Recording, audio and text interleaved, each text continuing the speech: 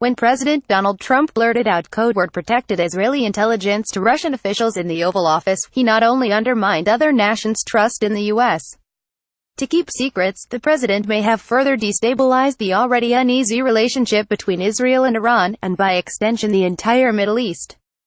Vanity Fair published an essay on Wednesday by author and journalist Howard Blum detailing the chain of events inadvertently set off by Trump's loose lips.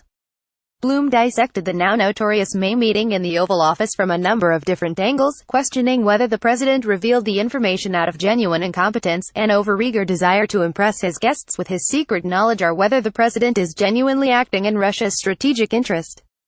Whatever the motivation, Trump has soured, perhaps irrevocably, the relationship between U.S. intelligence services and Israel. "I get great intel," the president boasted on May 10 to Russian ambassador to the U.S. Sergei Kislyak and Russia's Foreign Minister Sergei Lavrov. "I have people brief me on great intel every day." He quickly went on to share with representatives of a foreign adversary not only the broad outlines of the plot to turn laptop computers into airborne bombs, but also at least one highly classified operational detail, the sort of sensitive, locked-in-the-vault intel that was not shared with even Congress or friendly governments, wrote Blum. He continued, "The president did not name the U.S. partner who had spearheaded the operation. Journalists, immediately all over the astonishing story, would soon out Israel." But, more problematic, President Trump cavalierly identified the specific city in ISIS-shelled territory where the threat had been detected. Now, Blum said, the president's reckless disclosure continues to wreak havoc. U.S. intelligence agencies no longer trust Trump not to leak strategic information to the Kremlin. Third country agencies, ally nations like the Five Eyes and Israel, no longer believe that their sensitive information is safe in U.S.